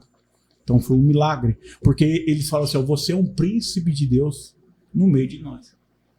Abraão vivia no meio de estranho e ele só dava bom testemunho, ele é um cara que plantou, por isso que os caras queriam dar o campo de Macpela para ele enterrar a esposa dele. E eu falei, doutor, é o seguinte, você não atende convênio, né? Ele falou, não atendo convênio. E agora? Eu não tenho dinheiro para te pagar, já tô sem trabalhar. Uns amigos meus do Maranhão mandaram dinheiro para pagar umas coisas minhas, tô sem grana. Ele falou, faz o seguinte, vamos fazer pelo convênio. Pelo reembolso. O que teu reembolso der é o que vai ser. Beleza. Então operou, a primeira cirurgia foi muito bem, tranquilo, saiu bem, até brinquei com a Ana Cláudia, depois que eu saí, eu fingi que não conhecia ela. Oh, meu Deus, a bichinha do lado ali. Senso de humor. A hora que ela chegou no quarto, assim, eu tava com o olho fechado, assim, eu escutei ela no corredor, ela veio, pôs a mão assim, abriu aqui, quem é você? Aí ela ficou, né? Mas foi um tempo que eu consegui tirar um pouco de alegria, né, de tanta coisa que aconteceu. Claro. Beleza, depois de um mês, dia 23 de junho, dia 23 de julho, nesse período, uns amigos meus entraram em contato no grupo, falei, e aí, como é que você tá? Tá precisando de alguma coisa? Os amigos meus de Santo Antônio da Alegria. Os amigos meus de Bauru já tinham mandado uma grana para me ajudar. Uhum. Aí falou, você tá precisando de alguma coisa? Eu falei, são meus amigos, então. Eu falei, tô sem trabalhar já faz 2 meses, não tem dinheiro para nada em casa. Aí, diz que um ligou pro outro, falou, vamos ajudar, a gente precisa fazer alguma coisa. Os caras do Maranhão já ajudaram, e nós somos amigos de infância do cara, não fazendo nada ainda. Uhum. E aí disse que um amigo meu que é dono de uma chácara lá em Santo Antônio falou, a chácara tá aberta, nós podemos fazer feijoada aqui, e vai pondo gente no grupo e vamos tentar uma doação. Uhum. E começou a entrar a doação de terreno, a doação de vaca, a doação de saco de feijão, saco de café. A prosperidade veio de todas as formas. A região inteira começou a ajudar a fazer o evento. Só que o evento ia ser no sábado e na terça eu ia operar porque o outro rim começou a infeccionar. Meu Deus, né? E tinha que tirar, porque estava tendo febre. Aí o Vitor, que é um dos amigos meus da faculdade, conheci o Dr. Carlos lá, e foi operar junto comigo lá. Na cirurgia, eu tive umas complicações, porque o rim infeccionou demais e ele começou a aderir nas outras partes. Na hora de dissecar, na parte da costela, ele ficava aderido. Uhum. E aí o Vitor tava, que é amigo meu da faculdade, falou, aí ele tomou as facadas. Por isso que o rim tá aderido. Jesus. O rim estava aderido nessa parte, eu tomei a facada nas costas. E na dissecção, ele teve um rompimento de uma veia cava. Uhum. A veia cava é um ramo venoso muito calibroso. É ela que traz o sangue do corpo para o coração. Sim. E rompimento de cava é assim, ela é um papel. Se você tentar costurar, ela rasga. E eu tive, nessa cirurgia, uma complicação. Quem for médico sabe o que eu estou falando. Muitos médicos falaram, você bateu na trave do lado de dentro. Meu Deus. Né? Eu tive que tomar nessa cirurgia 15 bolsas de sangue. Oh. Porque assim, quando você tem um rompimento de aorta, ela espirra. Uhum. Então você sabe exatamente onde teve rompimento e você faz a sutura. Quando é veia, é em lençol, então ela espalha e você não acha o lugar onde está tendo problema. Deus. Uhum. E aí eu sei que eu saí em coma dessa cirurgia. Então essas partes eu acho que a Ana Cláudia consegue contar melhor, mas eu vou contar da minha forma. E aí eu sei que eu saí em coma da cirurgia e do que a Ana Cláudia me contou, é assim, os médicos disseram, olha, é 12 horas. Porque ele pode ter, porque como infundiu muito sangue, esse sangue não dá tempo de ter a propriedade de sangue, principalmente a de coagulação. Então pode ter saído sangue no olho, no nariz, tal. Então tem 12 horas aí. E aí o médico disse, mas na verdade a expectativa do médico era de morte. Sim. Tá? Tanto que a minha irmã já tinha vindo aqui em casa pegar a roupa do velório. Já tinha ligado para um cunhado dela que estava em Ribeirão Preto e tal. Eu sei que nessa hora a Ana Cláudia estava em casa e tinha ido para casa. Quando saiu a notícia da cirurgia, que tinha acontecido isso, o médico falou, tem 12 horas, meu pastor foi buscar a Ana Cláudia e eles voltaram para casa louvando a Deus dentro do carro. O meu pastor, ela mesma não estava louvando nada. Deixou ela lá e ela disse que de madrugada só vinha as mãozinhas da igreja, o pessoal fazendo oração. Orando, e o Tony, meu pastor, foi pro Habib's, porque ele estava desnorteado, e a esposa dele, a Isabel, ficou em casa com a Ana Cláudia, e a Ana Cláudia começou a vomitar, passar mal, e a minha irmã também estava lá. Sei que ela deram um remédio para ela, dormiu, e ela acordou no outro dia e falou, olha, eu tenho que ir pro hospital, ele precisa de mim. Aí nisso meu cunhado já tinha chegado, levou ela pro hospital, chegou lá no hospital, ela foi, a hora que ela foi lá, falou, olha, você tem promessa, Deus deu promessa para você, e começou a louvar. Deus de aliança, Deus de promessas, Deus que não é homem pra mentir. E começou a louvar e declarar vida, falou, eu declaro vida sobre você, eu declaro vida sobre a sua vida, eu declaro, e começou a declarar vida sobre a minha vida. Que eu tava lá, já, né, era só pra falar, morreu, né, e ela começou a declarar a vida, isso ela me contou, eu não sei, ela saiu, depois de uns 10 minutos, a enfermeira chega na sala de espera, falou, quem que é a esposa do seu Humberto? Aí ela falou, bom, agora eles vão falar que ele morreu. Não, ele acordou. E eu, Deus, cara, eu tinha acordado, porque eu já tinha passado por 10 cirurgias, 9. E eu sempre acordava sem nada, né? Naquela cirurgia eu acordei, eu tava com um tubo na boca, amarrado nas mãos. E assim, tudo muito rápido. E sempre que eu acordava da cirurgia, a Ana Cláudia estava comigo. E eu tentei sair, falei, bom, fiquei louco, porque você só vê isso em filme de cara que tá amarrado em filme. E eu tentei puxar, não conseguia. E aí ela tentava me acalmar, não, calma. Foi quando chegou a Ana Cláudia, porque eu não tinha visto a Ana Cláudia. Falei, bom, já devo estar aqui há uns 2, 3 anos, eu não sentia as pernas. Falei, bom, cortaram minhas pernas, devo ter dado algum problema. Isso muito rápido na cabeça. Sim. E ela já deve estar vivendo a vida dela com outra pessoa. São poucos segundos, muito rápido demais. Muito pensamento errado, porque você está numa condição que você nunca teve. Sim. Daqui a pouco ela entra, ela e minha irmã dando risada. Eu não entendi nada. E eu com um tubo, você não consegue nem rosnar, porque não sai som nenhum. E eu peguei uma caneta, ela achou que eu falei, Ana, eu te amo. Eu escrevi assim, me tira daqui. Ela falou, poxa, eu tô achando que você ia falar que eu te amo. Aí eles começaram o processo, e eu comecei o processo de recuperação. E tal. E aí, nesse dia que aconteceu esse apagão, o evento lá dos meus amigos, o pessoal ficou mudo no grupo. Porque a expectativa é que não ia ter mais nada. Sei que quando chegou a notícia, o pessoal comemorou demais, fizeram um vídeo comigo lá e tal, e sei que teve o evento. O evento arrecadou dinheiro para me sustentar 4 meses, de agosto até dezembro. Todo o dinheiro que foi arrecadado naquele evento, eles venderam mais de 700 marmitas de feijoada na cidade de 5 mil habitantes. E eles arrecadaram o valor para me sustentar durante 4 meses. E aí, depois eu comecei a fazer hemodiálise na clínica de hemodiálise. Já estamos em 2020. O que aconteceu em 2020? Pandemia. Meu Deus. Né? Então eu não poderia, era uma cirurgia eletiva, eu tinha que me recuperar e esperar passar a pandemia para poder fazer transplante. E aí naquele dia, em janeiro, eu tive um problema de diarreia, né? Eu tive uma diarreia muito forte. E fui parado. Então, assim, qualquer coisa que dava problema era UTI. Ia pro hospital. UTI. Aí eu tive uma diarreia, eu já tinha problema eu não tinha os 2 rins, eu não fazia xixi. Eu sonhava, às vezes, que eu estava fazendo xixi, às vezes acordava, ia no banheiro, levantava a tampa e não tinha nada. Eu sentia vontade, mas não tinha. E aí eu, num processo de como é que fala? Sonhava que estava fazendo xixi. Hoje, pra mim, eu me sinto abençoado de poder fazer o xixi. A gente aprende a ser grato em altos níveis, isso. Né? E aí eu tive uma hemorragia, eu tive uma diarreia, e aí curou a diarreia. Em fevereiro eu tive uma pericardite. Eu tive nessa internação da diarreia, puseram um catéter central aqui, e esse catéter machucou uma veia, e como eu tomava anticoagulante todo dia para fazer hemodiálise, Não curou. E aí o sangue foi enchendo o coração. Enchi o músculo pericárdio. Aí fui de novo pro hospital, puseram um dreno, tem as fotos aí, tem tudo. Puseram um dreno e tiraram 1,5 litro do coração. O médico falou, não sei como é que você não morreu, porque vai pressionando, o coração não relaxa para poder bombear. Aí beleza, fevereiro, março eu tive outra pericardite inflamatória, porque começou a inflamar e eles queriam me abrir para tirar o pericárdio. Só que nisso, assim, sozinho no hospital, liguei pra Ana Cláudia, pandemia, em 2020 não tinha vacina, não tinha nada, tava matando muito. Não podia ter acompanhante, não podia nada. Liguei e falei, eles vão me abrir o peito e tirar o pericárdio.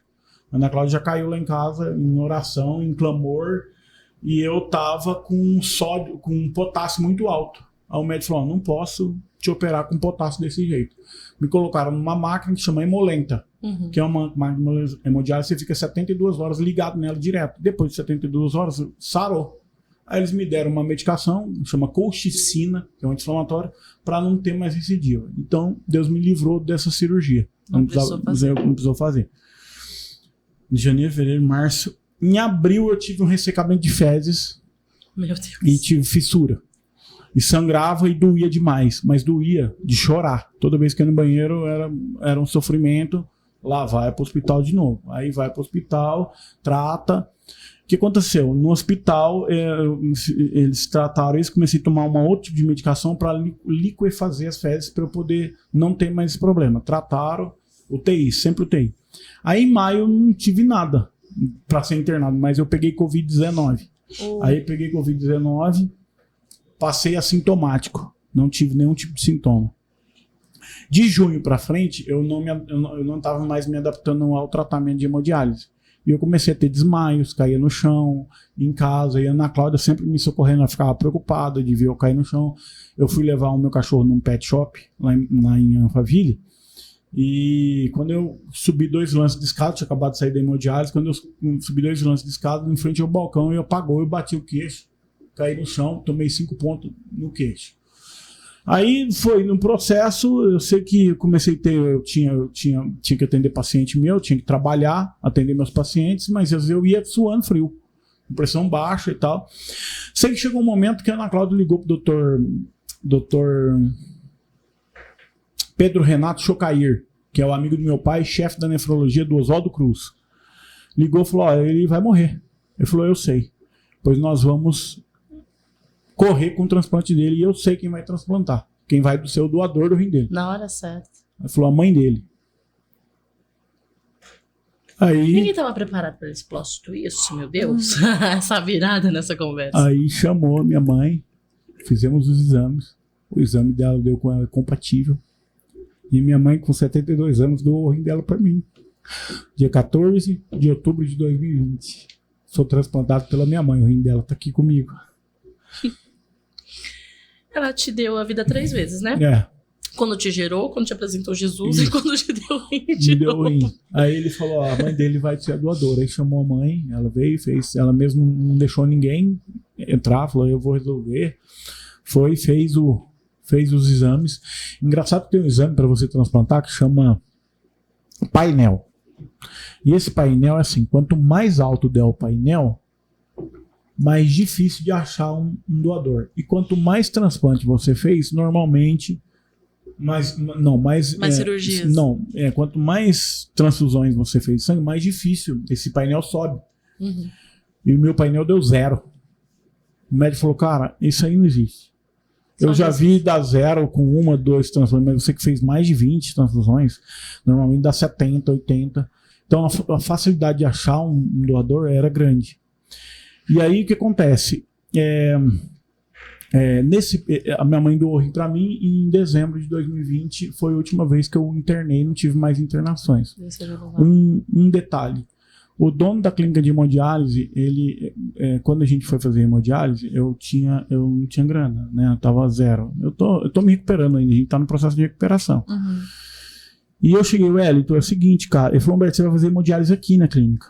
Eu falei, cara, você tá louco, a sua clínica é luxo. Eu não tenho como fazer hemodiálise. Ele falou, vamos fazer pelo reembolso do seu convênio. Vamos voltar no Dr. Carlos Passeroy. Vou falar do Dr. Carlos primeiro. O Dr. Carlos chegou pra mim e falou, vamos fazer pelo convênio. Eu falei, beleza, tirou o segundo rim. Eu fui lá falar com ele, falei, Dr. Carlos, eu preciso dar nota pra fazer o O reembolso. a prévia de reembolso. Aí ele fez a nota R$40 mil cada rim para remoção.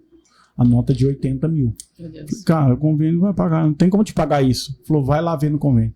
Fui lá, o convênio pagou 3 mil cada rim. Levei o dinheiro para ele e falei assim, vai ficar por isso. Uau. Ele me cobrou os outros 74 mil. Aí, eu fui fazer hemodiálise e o dono da clínica de hemodiálise, que era o Wellington, falou pra mim, Humberto, você vai fazer hemodiálise aqui. Eu falei, Wellington, o seu negócio é chique, não tem como, né? Ele falou, vamos fazer o seguinte, você vai fazer o reembolso do seu convênio, se o teu convênio não pagar nada, você não vai pagar nada. Eu falei, tá bom. E o convênio começou a pagar integral. Pagava 90 mil, 70 mil todo mês. Aí ele falou assim pra mim, ó, vamos fazer o seguinte, eu sei que você tá em dificuldade, que você não tá conseguindo trabalhar. Vamos fazer assim, ó, durante esse ano que você tá, até você transplantar, desse dinheiro você segura 10 e me dá o resto. E durante um ano, ele me deu 10 mil reais do lucro da empresa dele pra mim, Meu Deus. pra poder sustentar minha casa. Qual clínica de hemodiálise, clínica, qualquer coisa que esse cara vai te dar 10 mil por mês. Lugar nenhum. E Deus proveu esse tempo todo. E desde 2020, nunca mais fiquei internado. Hoje eu tenho uma vida normal, praticamente. Tomo minhas medicações. E foi onde nasceu o cowork odontológico desse processo Da todo dor, que eu falei Deus pra deu você. Exatamente. algo revolucionário. E a gente tá trabalhando em cima disso para que isso possa realmente virar algo. E ter esse negócio revolucionário de uma forma que o liberte para contar a história dele Amém. em Para canais todas como o as nosso. nações. É. Para todas as nações. É só Eu um acho que- começo. E foi tão maravilhoso que já acabou o nosso horário. A gente já passou do horário e a gente Já não quer ir acabou? embora. A gente não quer ir embora. Não, a gente quer continuar. Mas a gente tá aqui. Eu quero fazer uma pergunta pra você. Já agradeceu a Deus pela sua vida hoje? Já agradeceu a Deus porque você consegue levantar, ir ao banheiro, abraçar a sua família? Pela Porque- sua mãe que ora por você. Fiquei pensando aqui nesse Pode Mudar e hoje mudou tudo. Porque Sim. só o fato de eu estar calada já é uma grande mudança. Pra mim não é uma novidade. Eu até fico às vezes aqui um pouco mais, né?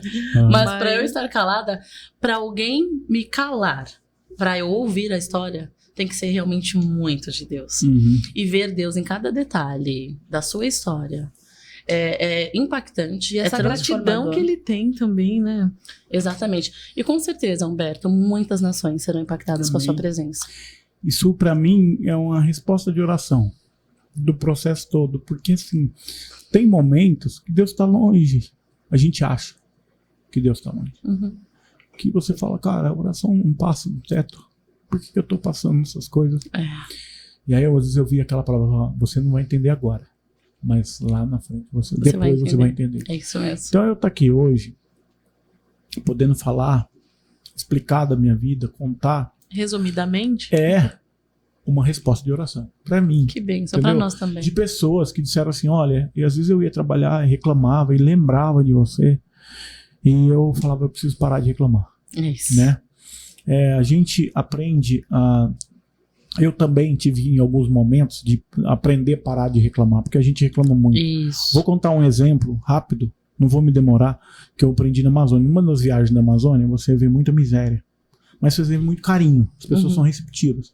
E numa das viagens da Amazônia, a gente, para você ir para a comunidade ribeirinha, você vai pelo centro do rio, pelo curso do rio. Para voltar, você vem pela beirada, para não pegar o contrafluxo.